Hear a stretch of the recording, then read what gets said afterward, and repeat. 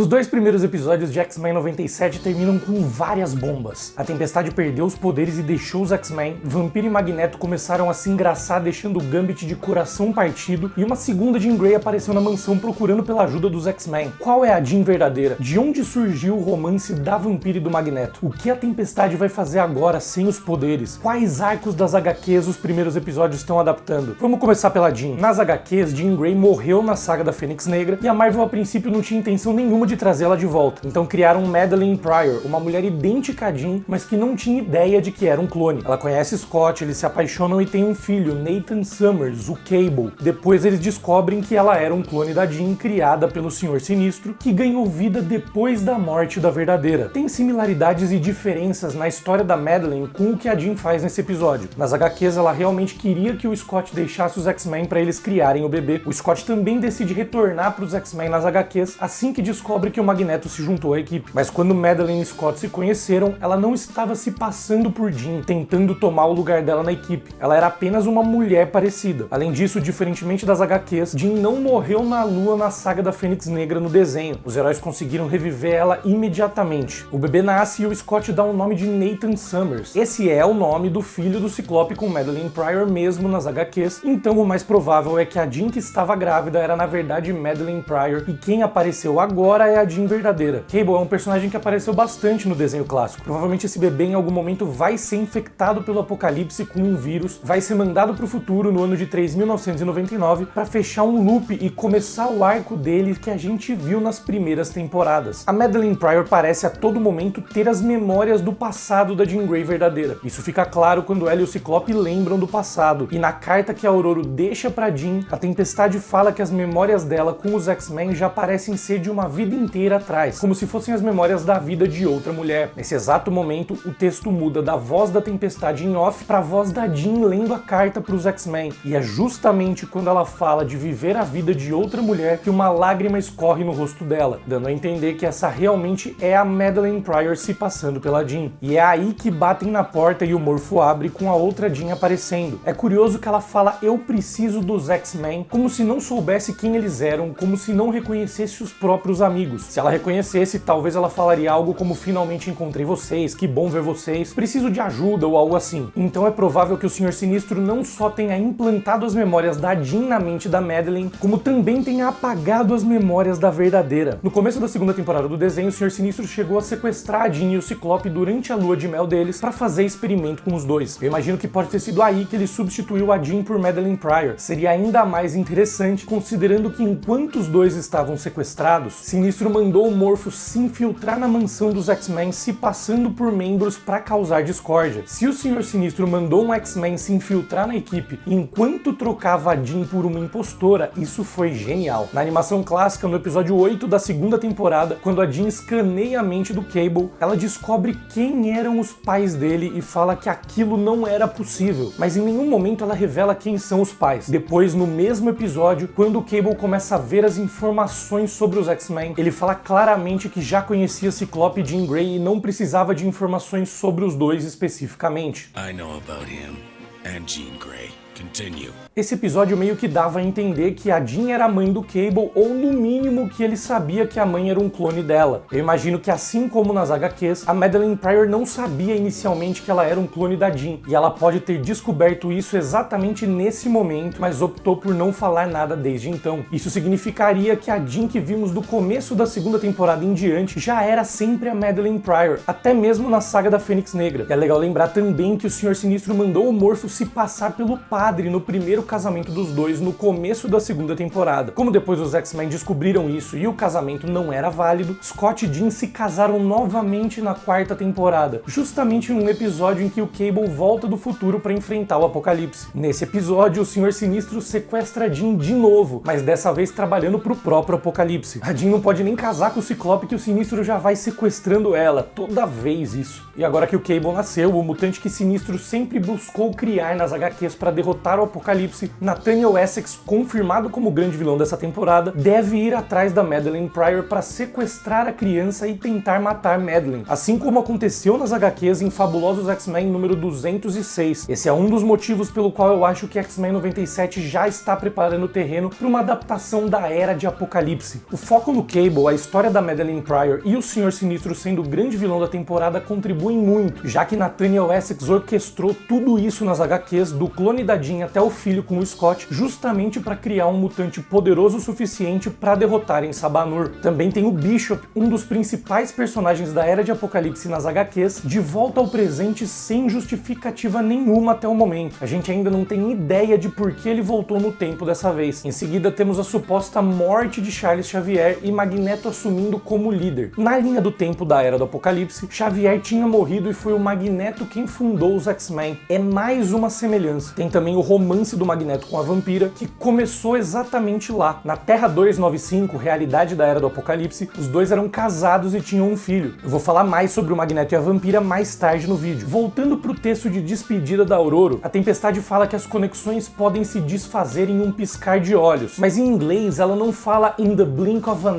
eye, o que seria o correto. Ela diz apenas in a blink, o que é estranho, como se ela falasse que podem se desfazer em um piscar sem concluir. Blink é o nome de uma mutante das HQs que tem ligação forte com a Era do Apocalipse também. Tempestade também fala logo em seguida que ela e a Jean não estão mais conectadas, que estão vivendo em mundos diferentes. Isso também pode ser uma pequena pista de que podem estar vivendo em uma realidade diferente, como eu comentei nas minhas primeiras impressões desses episódios. São duas escolhas interessantes de palavra em sequência. Somando mundos diferentes e Blink na mesma frase, eu acredito que isso seja mais uma pista discreta da Era de Apocalipse. Na ordem de leitura oficial da Era do Apocalipse pela Marvel, inclusive, os 3 primeiros capítulos são histórias da Blink. Então, se ela aparecer em X-Men 97, já sabe, né? Quando o Executor dispara no Magneto, a Tempestade se joga na frente para proteger ele. Isso é retirado diretamente de um arco das HQs chamado Life Death, escrito por Chris Claremont em Fabulosos X-Men número 186 e depois a parte 2 na edição 198. Na HQ ela faz exatamente a mesma coisa para proteger a Vampira e acaba perdendo os poderes. E Life Death é a história de como a Tempestade lida com essa perda. Life Death parte 1 e 2 são os nomes de 2 episódios dessa temporada. Nas HQs quem construiu essa arma foi Forge e ele está confirmado para aparecer de novo nessa nova temporada. Quem disparou foi o Garrick, mas como ele está preso fizeram o Executor disparar no lugar dele. E quem mandou o Forge fazer a arma foi a própria Val Cooper, que aparece nesses episódios. Inclusive nessa cena, a história também mostra como Tempestade e Forge iniciaram um relacionamento depois que ela perdeu os poderes. Provavelmente também vai ser o Forge quem vai ser responsabilizado pela criação da arma. Talvez ele tenha sido sequestrado e forçado a trabalhar para os amigos da humanidade, algo semelhante ao que acontece com ele sendo forçado a trabalhar para o governo nessas HQs. Mais tarde, quando ela estava de volta na mansão, uma chuva intensa começa a cair e ela se assusta com um raio. Em Life Death, quando ela perde os poderes, ela passa a ter medo da chuva e dos raios porque tinha perdido o controle sobre eles. Fera analisa a Tempestade e percebe que os efeitos da arma podiam ser permanentes. Jean abraça Ororo e mesmo com a voz dela desaparecendo, dá pra ouvir que ela planejava entrar em contato com a Ilha Muir, que é o lugar onde Moira MacTaggert trabalha e onde Jean foi tratada depois de se tornar a Fênix. Tempestade olha pro próprio traje, ainda com a marca do tiro no peito, simbolizando que o ataque não tirou só os poderes dela, mas também o coração. Ororo deixa uma carta pra Jean que eu já mencionei aqui, ao lado dos 2 brincos de raio dela, algo simbólico mostrando que os brincos já não faziam mais sentido agora que ela não tem controle sobre os raios. E a carta é direcionada pra Jean porque por conta da Fênix, ela também já teve que dizer adeus aos X-Men algumas vezes. Na escrivaninha da Ororo tem uma estátua de um felino preto, que eu imagino que seja a Bast, a deusa pantera de Wakanda. Vale lembrar que nas HQs a Ororo conheceu T'Challa na adolescência na África, quando ela ainda era uma ladra de rua no Egito, e os dois se apaixonaram. Anos depois eles se reencontraram já adultos e com Tempestade já como membro dos X-Men e acabaram se casando. Também é legal lembrar que o Pantera Negra apareceu muito rápido em um dos episódios do desenho clássico. O texto emocionante de despedida da Tempestade fala sobre conexões enquanto vemos a Vampira tirando a luva e tocando no Magneto, uma conexão que a Vampira sempre buscou na vida. Isso também acontece nas HQs, o Magneto aprende a usar os próprios poderes para se tornar imune aos poderes de absorção da Vampira, e como ele é a única pessoa no mundo que pode tocar nela, isso automaticamente dá mais peso ao triângulo amoroso entre ela, Magneto e Gambit. Remy LeBeau inclusive chega a ver a Vampira saindo dos aposentos do Magneto e triste ele deixa cair uma carta da Rainha barrinha de copas no chão, porque a vampira era a rainha do coração dele. No final da segunda temporada, o Gambit declarou o amor dele pela vampira e sempre ficou implícito que os dois ficariam juntos no desenho, se eles pudessem se tocar sem que a vampira drenasse o poder dele. Quando os X-Men perderam os poderes na Terra Selvagem, nesse episódio, os dois chegaram até a se beijar. Depois o Morpho aparece se transformando em dentes de sabre para brincar de lutinha com o Wolverine. O Wolverine estava olhando para a lua nessa cena, lembrando a gente da batalha final na saga da Fênix Negra, algo que com certeza vai ser abordado no episódio 3, a julgar pelo título, Fire Made Flash. Na animação clássica, I am Fire Made Flash é a frase que a Jean fala quando está possuída pela Fênix Negra.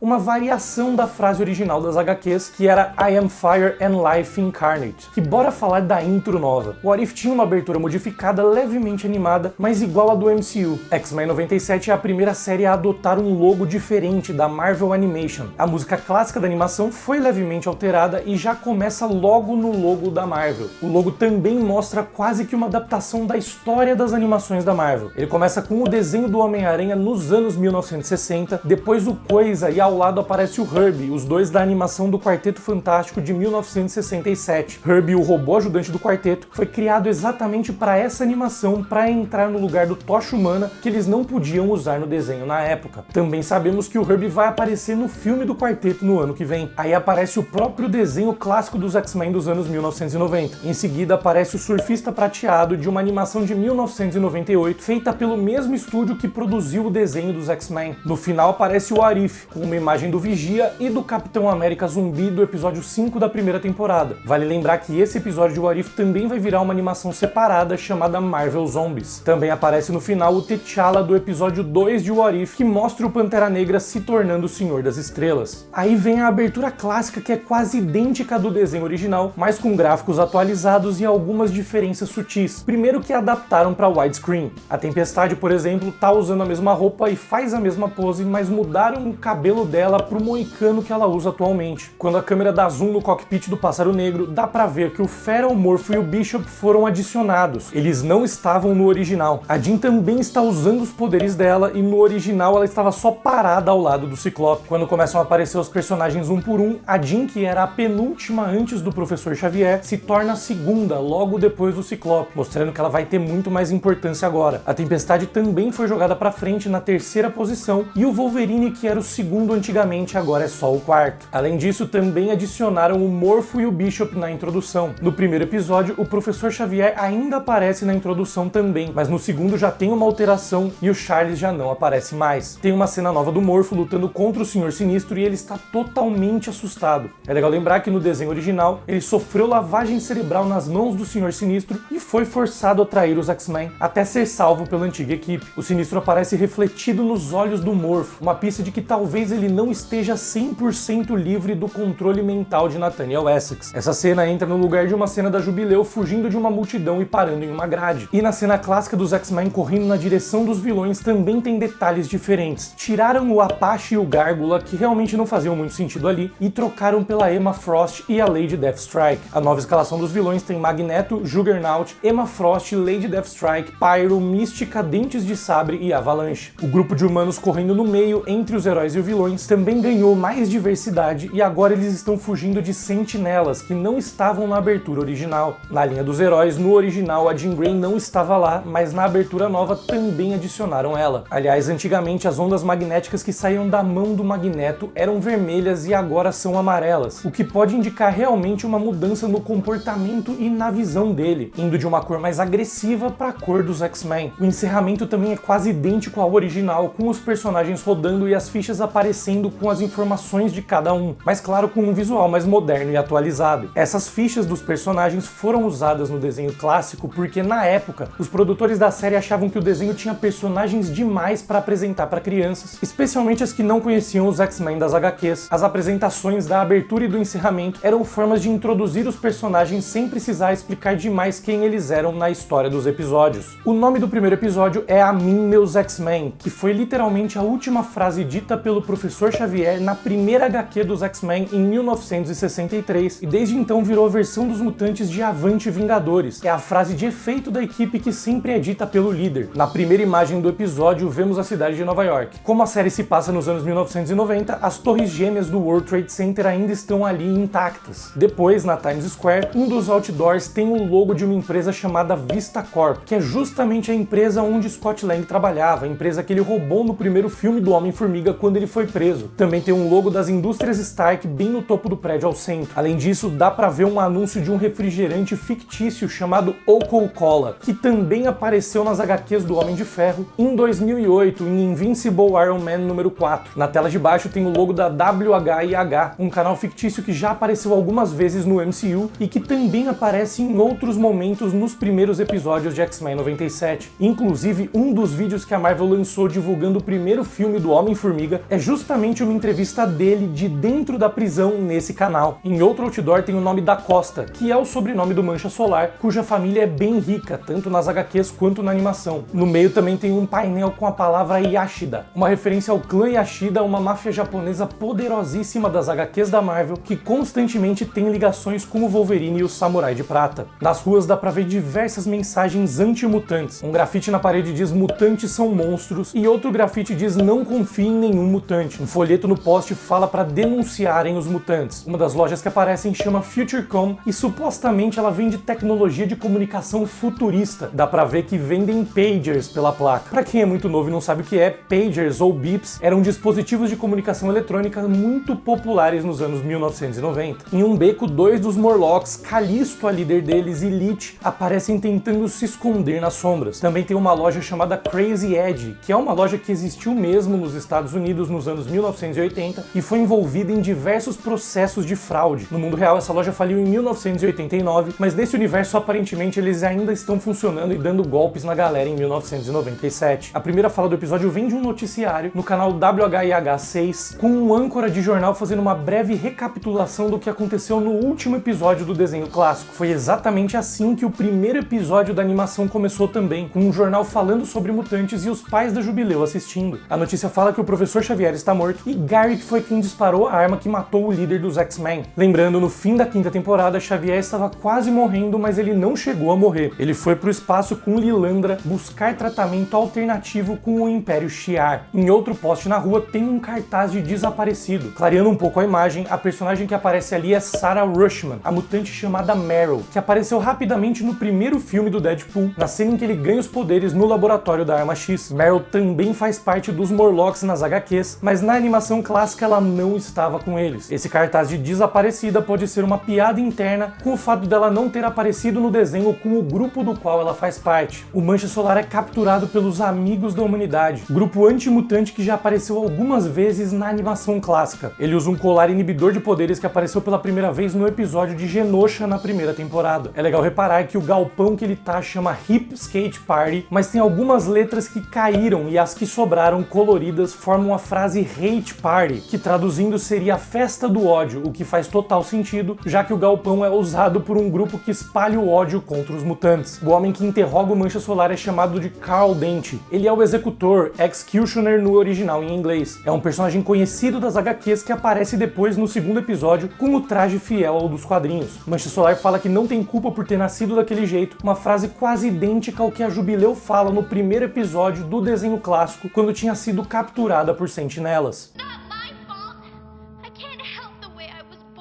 Os bandidos usam caixas de patins para embalar as armas que estavam fabricando, o que é bem anos 90. Em um determinado momento, sai fumaça da boca do Carl, indicando que a temperatura tinha caído repentinamente. A Tempestade aparece no galpão falando a mesma frase que disse para a sentinela que tinha capturado a Jubileu no shopping no primeiro episódio do desenho clássico. Storm, mistress of the elements, commands you to release that child. Ela aparece voando e olhando para os sequestradores de cima, como se fosse realmente uma deusa olhando para réis mortais. Os Amigos da Humanidade usam armas novas, umas armas totalmente tecnológicas que eles vestem nos braços ao invés de segurar como pistolas. Isso condiz com o que eles dizem que estavam evoluindo também. Eles estão cada vez mais abraçando a tecnologia como uma maneira de confrontar os mutantes de igual para igual. O Bishop também aparece e é legal reparar que ele não está mais usando o bracelete que usava no desenho clássico. clássico. Parece que o dispositivo de viagem no tempo dele não estava mais funcionando, já que vemos o Fera trabalhando para tentar consertar mais pra frente no episódio. Antigamente, quando o bracelete era removido, ele voltava pro tempo dele automaticamente. Agora parece que isso não acontece mais, e eu imagino que talvez possa ter algo a ver com o que aconteceu no fim da 4ª temporada, quando o Apocalipse desviou o curso de viagem no tempo dele e fez ele ir parar no eixo do tempo. Normalmente, quando o Bishop voltava no tempo no desenho clássico, era para prevenir alguma catástrofe que destruiria o mundo no futuro. A morte de Robert Kelly, uma praga que devastaria toda a população e até a morte de Charles Xavier antes dele criar os X-Men. Ainda não tem nenhuma explicação do porquê que ele voltou agora. O Ciclope é o último a chegar pro resgate e ele tem um jeito de lutar muito diferente do que no desenho clássico, até pelo fato de que X-Men 97 tem muito mais orçamento do que a série animada tinha no passado, o que deixa eles brincarem mais com a animação. Ciclope, além de usar a rajada ótica para derrubar os vilões, como sempre fez, também usa para parar golpes e até para desviar ou se locomover. Em um momento na treta também é legal reparar que o Mancha Solar simplesmente arremessa um patins na cara de um dos capangas ali no fundo. Quando tiram o visor do Ciclope, ele faz aquela piadinha clássica americana dos anos 90, falando que ia se render e depois soltando um notch e atacando.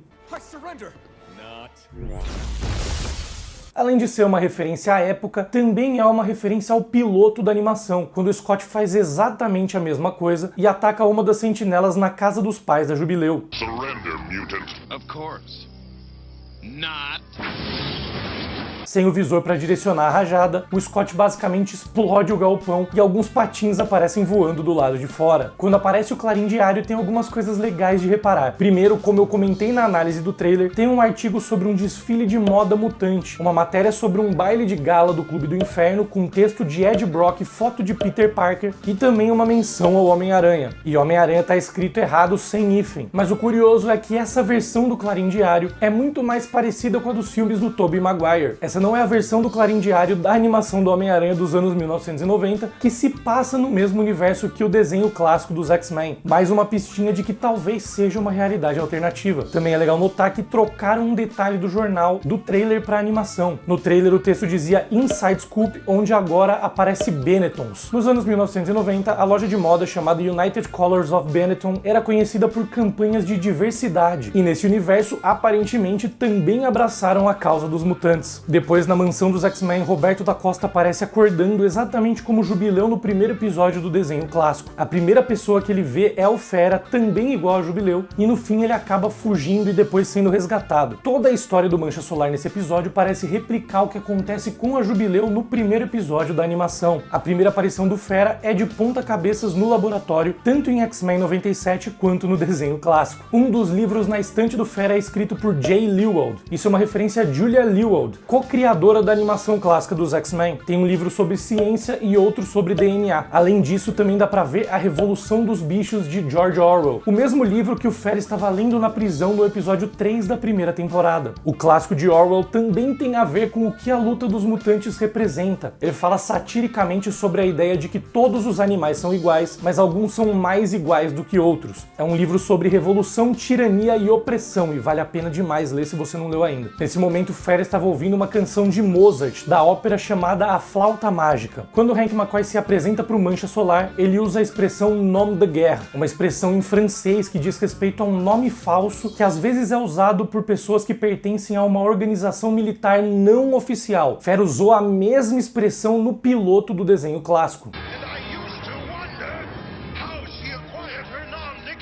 No fim do episódio, quando Jubileu se despede do Mancha Solar, ela também relembra o que aconteceu com ela no piloto do desenho clássico, quando foi sequestrada por sentinelas e fugiu da mansão. Ela usa esse argumento contando que ele estava passando exatamente pela mesma coisa que ela passou para convencer ele a ficar, mas ainda assim ele decide voltar para casa. Ela também fala que o Ciclope ainda não deixa ela pilotar o jato. Vale lembrar que no episódio 4 da segunda temporada, Jubileu pegou um dos aviões dos X-Men sem autorização para levar o Colossus até a Rússia, com a intenção de ajudar ele a parar o Omega Red. Voltando para quando eles se conheceram, o Mancha Solar vai para a sala de perigo e a simulação é do Magneto destruindo a ONU. Isso era exatamente o que estava prestes a acontecer no último episódio do desenho, mas acabou não se concretizando porque os X-Men interromperam e levaram o Magneto para ajudar Charles Xavier. Também é o que quase acontece depois no julgamento dele no segundo episódio. E só não acontece porque ele estava disposto a honrar o legado de Charles. Jubileu pergunta sobre os poderes do Mancha Solar e em um momento ela questiona se ele podia soltar bolas douradas do corpo. Isso é uma referência a Fábio Medina, um mutante das HQs chamado Gold Balls e que tem justamente o poder de soltar bolas douradas do corpo. Ele é muito importante inclusive na história de Krakoa e da ressurreição dos mutantes. A primeira aparição do Wolverine em X-Men 97 é nesse momento, na sala de perigo, exatamente como aconteceu no desenho clássico também. Tem um detalhe legal demais que quando o Mancha Solar percebe que o Wolverine não fazia parte da simulação, as pupilas dele se dilatam de medo. Scott aparece no escritório do Professor Xavier contemplando uma foto dos X-Men originais das HQs. A formação tem Ciclope, Jean, Fera, Anjo e Homem de Gelo, além, claro, de Charles Xavier como mentor e fundador. Todos estão usando exatamente os mesmos trajes que usavam na primeira HQ dos X-Men, até com o Bob coberto de gelo e usando botas, igual acontecia nas primeiras histórias dos mutantes. No desenho clássico até chegou a ter um flashback mostrando o treinamento da formação original. O desenho do quadro é feito ao estilo do Jack Kirby, que é o co-criador dos X-Men junto com Stan Lee e desenhou as primeiras HQs. O quadro é tão fiel à primeira HQ dos X-Men que aparece até o cobertor nas pernas do Professor Xavier, que ele usava na época. É legal reparar também que o Fera ainda não tinha pelos na época, ele ainda tinha uma aparência humana. No crossover com o Homem-Aranha, no desenho do Amigão da Vizinhança, é revelado que nesse universo ele tentou reverter a própria mutação com experimentos, e foi assim que ele acabou ganhando uma aparência mais bestial ainda, com pelos e presas. Scott fala com Val Cooper e os dois mencionam Bolivar Trask. Essa é a confirmação de que, na verdade, Trask sobreviveu à explosão quando ficou para trás, se sacrificando para destruir a Sentinela Molde Mestre no episódio 6 da quarta temporada. Os X-Men então decidem ir atrás de Bolivar Trask. Eles imaginam que o cientista é o responsável pela nova tecnologia de sentinelas que voltou a aparecer pelo mundo. Depois vemos o certificado de óbito do Professor Xavier. A data de morte dele é de 11 de novembro de 1996, de acordo com o documento. Tecnicamente, o último episódio da animação foi ao ar em 20 de setembro de 1997, mas deram uma data de morte diferente para ele. 11 de novembro é conhecido como o Dia do Armistício, um fim simbólico da Primeira Guerra Mundial em 11 de novembro de 1918. É interessante que ele supostamente tenha morrido no dia do fim simbólico da Primeira Guerra, porque no episódio os noticiários dizem que a morte dele trouxe uma paz entre humanos e mutantes, pelo menos temporariamente. Mas agora, um tempo depois da morte dele, parece que a Segunda Guerra está para começar. Mas eu ainda acho que o Charles não morreu. Os X-Men nunca mencionam ele como morto, mas sim como gone, indicando que ele se foi, e até onde sabemos ele tá no espaço. Talvez os X-Men só estejam usando essa percepção pública de que ele morreu para ganharem a simpatia de humanos contra o ódio anti-mutante. Nas HQs, quando ele vai se tratar com os Shi'ar, ele é dado como morto pelo governo, mas só passa um tempo no espaço e eventualmente volta para a Terra. Quando Scott e Jean se recordam do passado, o Ciclope lembra de uma bronca que levou do Professor Xavier. Your childish hijinks have cost you 5 demerits, young man. Essa é uma frase que Charles dizia constantemente nas HQs, e a mais lembrada é de quando ele falou isso pro Wolverine na saga da Fênix Negra.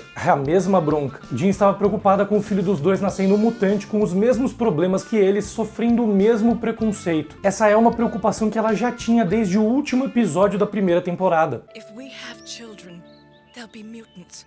They'll face the same problems we have all their lives. Jean também fala pra Tempestade no fim do segundo episódio que às vezes queria que o filho nascesse humano e não mutante para não sofrer como eles. Quando ela fala que estava soando como uma tola, Tempestade responde que não, ela estava soando como uma mãe. Isso lembra a fala da Wanda em Multiverso da Loucura. I'm not a monster, Steven. I'm a mother. Mas claro, em contextos completamente diferentes. Os X-Men aparecem jogando basquete em uma quadra do lado de fora da mansão. O jogo é uma homenagem ao episódio 1 da terceira temporada, quando Gambit, Jubileu e Logan também batem uma bola. E os dois jogos, tanto da terceira temporada quanto de agora, são modelados em um jogo específico, do capítulo 4 dos X-Men de 1991, quando Gambit, Jubileu, Vampiro e Wolverine também jogam basquete e usam trajes praticamente idênticos a esses. Mais tarde, quando a Jean, como árbitra, fala que era proibido usar os poderes, isso também é uma referência a esse jogo dos quadrinhos. Esse jogo das HQs, inclusive, acontece no meio do arco da Gênese Mutante, logo depois da história do Asteroide M criado por Magneto. Esse arco do Asteroide M foi adaptado no desenho clássico, foi mencionado no primeiro episódio de X-Men 97 e até chegou a aparecer na abertura do segundo episódio da versão nova. E quando os X-Men, causando no jogo de basquete, acidentalmente quebram o quadro dos membros originais, tem muita simbologia aí. Isso mostra que a nova formação formação está tomando o lugar da antiga de vez e nem Charles Xavier está mais lá para comandar a equipe. Gambit aparece na cozinha fazendo um rango. É a mesma cozinha onde ele e a Jean tiveram uma discussão enquanto cozinhavam no episódio de Natal da 4ª temporada. Morpho se passa pelo Professor Xavier, algo que ele também já tinha feito no último episódio da 5ª temporada do desenho. No passado ele até fez isso em uma cadeira de rodas, mas agora ele imita Charles de pé e caminhando. Na balada que os X-Men entram para procurar o Mancha Solar, o Wolverine usa a mesma roupa que ele usava sempre na animação clássica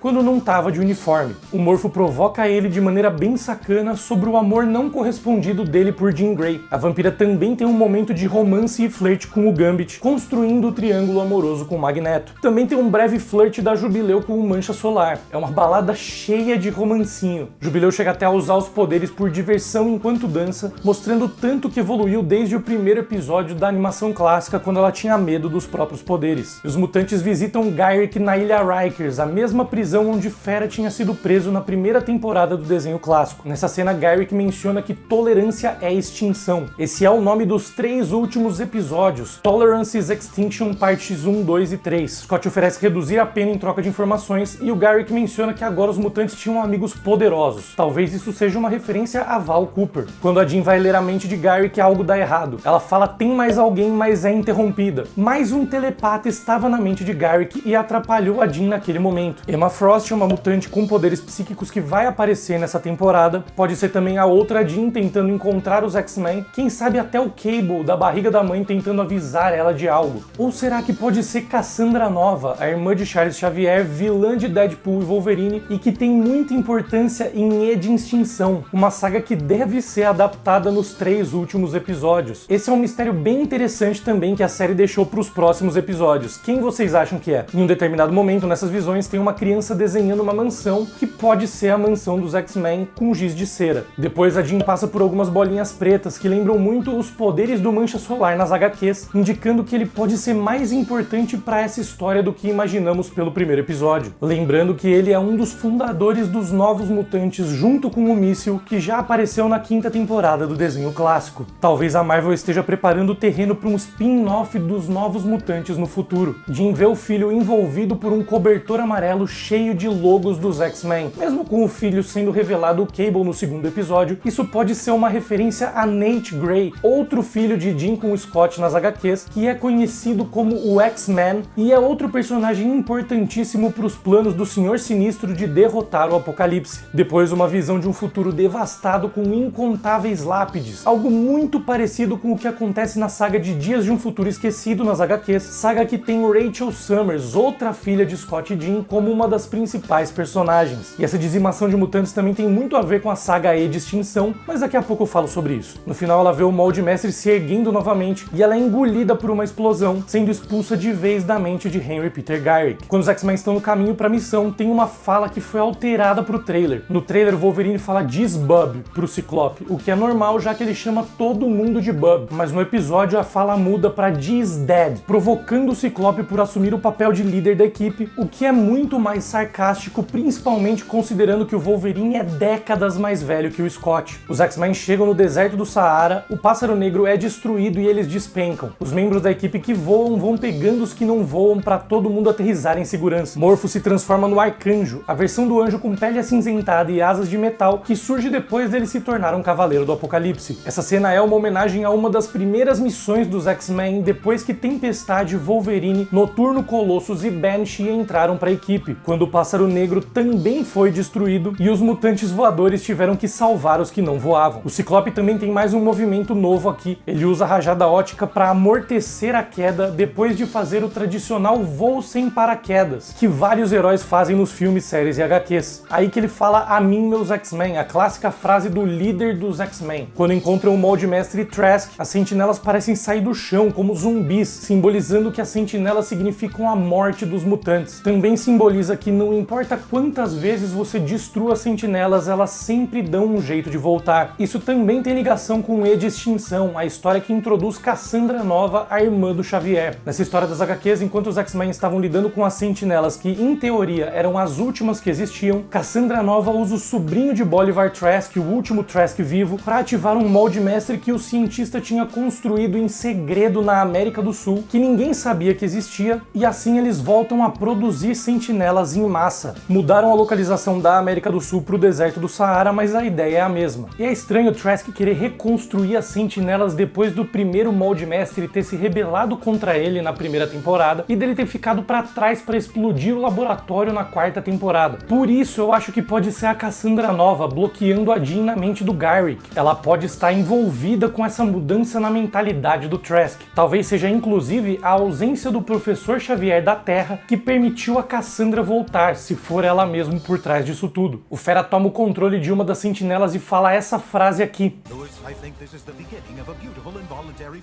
que é uma referência à última frase do filme Casablanca. Louis, I think this is the beginning of a beautiful friendship. Depois as sentinelas identificam uma ameaça nível Ômega. Ômega é uma caracterização de mutantes baseada no poder deles e é o nível mais alto de poder de um mutante nas HQs. Essa ameaça nível Ômega que eles viram era a nossa deusa Tempestade. A própria trilha sonora da cena, começando com um piano levinho e depois explodindo em um coro épico, representa a ascensão de uma deusa. É legal lembrar que a Tempestade era considerada uma divindade de verdade na África quando foi recrutada pelo Professor Xavier para os X-Men. Ororo usa os raios para transformar a areia do deserto em vidro, depois estilhaça esse vidro e usa um tornado para despedaçar quase todas as sentinelas. Toda a batalha é maravilhosa, principalmente essa cena da Tempestade, mas a cena do Wolverine com as garras energizadas pelo Gambit é uma das mais legais. Depois o Gambit usa o próprio bastão para explodir o chão atrás de Logan, impulsionando ele até o Morph, que se transforma em Blob para dar um impulso final. Assim o Wolverine arranca a cabeça do molde mestre. Outro detalhe legal é que dá para ver o Scott piscando pelo visor, um detalhe que adicionaram na animação nova para dar mais expressão pro personagem. Quando o Magneto chega revelando que Charles tinha deixado tudo para ele, a primeira coisa que ele faz é colocar o quadro da equipe original de volta no lugar. Isso também é simbólico e mostra que ele realmente estava interessado em continuar o legado do Professor X. Também é legal reparar que quando ele manda o testamento voando pro Scott, os ferros na ponta do livro se acendem, indicando que era esse metal que ele estava usando para fazer o livro levitar. Esse cabelo comprido dele é baseado no visual dele nas HQs dos anos 1990 e é um cabelo um pouco maior do que ele tinha nas últimas temporadas do desenho clássico. E não é nenhuma surpresa que o Charles tenha deixado tudo pro Magneto. Ele sempre teve a esperança de que o Magneto eventualmente ia se juntar à causa dele, inclusive na animação. Toda essa ideia é baseada nas histórias de Chris Claremont, mais especificamente de Fabulosos X-Men número 200, quando Charles deixa a Terra em busca de tratamento junto com Lilandre e os Shi'ar e pede para Magneto assumir a liderança no lugar dele. Nessa HQ o Magneto estava usando o mesmo traje roxo que usa no segundo episódio, inclusive. E é legal reparar no tamanho do testamento do Charles. É um livro gigantesco, provavelmente tem todo um manual para os X-Men sobre o que fazer no caso da morte dele. Deve ter uma porrada de instruções para levarem o trabalho dele adiante. E a frase do Magneto termina com "Pertencem a mim, meus X-Men", com as 4 últimas palavras emulando o título do episódio e a frase clássica dos mutantes. O nome do segundo episódio é Mutant Liberation Begins, uma reformulação de uma frase que o próprio Magneto disse no último episódio da animação clássica dos X-Men. The liberation of mutant kind has begun. A abertura do segundo episódio já é diferente do primeiro, com o Magneto aparecendo em primeiro lugar na apresentação dos personagens antes do próprio Ciclope e usando 2 barras de ferro para formar um X. Ele aparece voando em cima de um monte de sentinelas destruídas. Também tem novas cenas adicionadas, como a da Tempestade lutando contra Calisto e ganhando o posto de líder dos Morlocks, o que aconteceu no episódio 5 da primeira temporada. Jean aparece na forma da Fênix, o que rolou durante a saga da Fênix Negra na terceira temporada. Depois o Bishop aparece vindo do futuro por um portal, imagem da saga de Dias de um Futuro Esquecido, na primeira temporada da animação clássica. No final, o Magneto também aparece no Asteroide M, saga que acontece nos episódios 3 e 4 da quarta temporada. O próprio Wolverine menciona o Asteroide M no episódio mais pra frente, conversando com a Jean. Outra diferença sutil também no episódio 2 é que sempre foi o Ciclope quem narrava o recap do que aconteceu antes do episódio, o famoso Previously on X-Men. Agora quem assumiu o papel foi o Magneto, mostrando essa mudança na liderança da equipe. Um canal chamado FC News traz uma reportagem sobre uma crise em Coney Island, onde uma criança ficou presa em uma roda gigante que estava prestes a cair. O Walkman da criança cai no chão. A marca do Walkman é Anti-Sport, uma referência a um antigo Walkman da Sony chamado Sony Sport. A criança é salva pelo Magneto e o jornal aponta que um terrorista mutante estava agindo como herói. A repórter que estava dando a notícia é Trish Tilby, uma personagem das HQs da Marvel que eventualmente se torna um interesse amoroso do Fera. Em uma sala de guerra do exército, diversos oficiais assistem ao jornal. Essa mesma sala também apareceu no filme X-Men Primeira Classe. No covil de dente tem uma parede forrada com fotos dos X-Men. Uma das imagens é o famoso meme do Wolverine olhando a foto do Ciclope da Jean. Ao lado da TV tem um VHS intitulado Mutante número 104. Do outro lado, mais VHS com os números 204, 80 e 350. Também tem um clarim diário pregado na parede. Os vídeos indicam que ele estudou mais de 300 mutantes para se preparar para as batalhas. Enquanto isso, Magneto, seguindo a linha de heróis, salva os Morlocks de um grupo de amigos da humanidade nos esgotos. Nessa cena ele tem um dos muitos discursos espetaculares que ele proclama ao longo do episódio, dizendo que os humanos negam aos mutantes até a indignidade do esgoto. Depois, Fera argumenta sobre as escolhas de Charles, usando uma frase que ele próprio atribuiu a Mark Twain. Essa frase que ele usa já foi sim atribuída a Mark Twain, mas ninguém sabe ao certo quem disse primeiro. Ela também já foi atribuída a diversas outras figuras, incluindo Abraham Lincoln, o presidente que aboliu a escravidão nos Estados Unidos. A ausência do Professor Xavier cria uma dinâmica bem interessante para os X-Men, porque sem o mentor deles, os mutantes começam a questionar tudo o que fazem, questionar as lideranças e debater sobre como agir de agora em diante. Essas discussões são sempre carregadas de simbologia e carga emocional. Magneto aparece dizendo que conseguiu arrumar um esquema para levar os Morlocks até a ilha mutante de Genosha. Na primeira temporada, Genosha era uma ilha que usava mutantes como escravos para construírem sentinelas, mas ao longo da animação eles foram sendo libertados até que, eventualmente, os mutantes tomaram o controle da ilha. No último episódio da quinta temporada, Magneto estava liderando os mutantes da ilha, inclusive. Isso é importante porque tem muito a ver também com a saga de Extinção. Nessa história, Genosha era uma ilha também controlada pelos mutantes e Magneto era o grande líder deles. Eventualmente, Cassandra Nova manda diversas sentinelas para dizimar a ilha. Todos os mutantes de lá, com exceção de Emma Frost, acabam morrendo. Eram 16 milhões de mutantes, o que representava metade da população mutante do mundo na época. Nessa cena da sala de guerra dos X-Men é legal reparar do jeito que o Magneto fala sobre a coexistência de humanos e mutantes. Ele tem muita dificuldade para falar sobre coexistência, e isso mostra que apesar de estar interessado em seguir o caminho de Charles, ele ainda não acredita 100% que é o correto. E claro, também mostra que ele está sendo transparente com os X-Men e não está tentando mentir. O Magneto também demonstra nessa cena um respeito enorme pela Tempestade, dizendo que ela é o mais próximo de uma deusa que eles vão ver na vida e até se curvando perante a Ororo, o que torna a perda de poderes que ela sofre no final do episódio muito mais pesada. No quarto da Jean dá pra ver a foto dela e do Scott que tinha aparecido na cena do meme do Wolverine na animação clássica. Essa foto tá intacta, então é uma cópia e não a original, já que o Wolverine rasgou a original no episódio 5 do desenho clássico. Ela também pega o traje de Garota Marvel que ela usou na batalha contra os guardas do Império Shi'ar no lado azul da lua durante a saga da Fênix Negra. Na cena em que o Magneto e a Vampira se encontram, é legal reparar que ela usa gatos como analogia para tudo, algo que também era comum no desenho clássico. You look nervous as a long-tailed cat in a room full of rocking chairs.